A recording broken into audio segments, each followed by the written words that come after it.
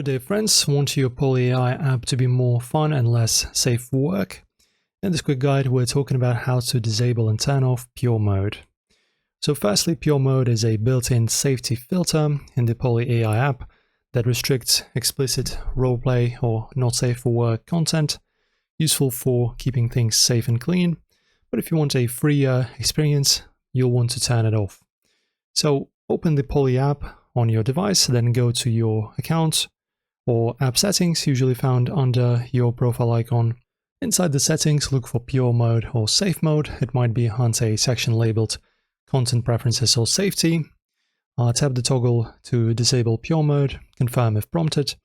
You may need to restart the app for it to take effect.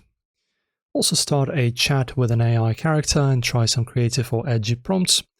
If safe mode is off, you should get more expressive responses. Also, some users reported the filter still triggers occasionally. It's not perfect yet. So that's it. Now you know how to disable pure mode in PolyAi. If this helped, hit like and of course subscribe for more AI features. And let me know in the comments how your chats change. See you next time.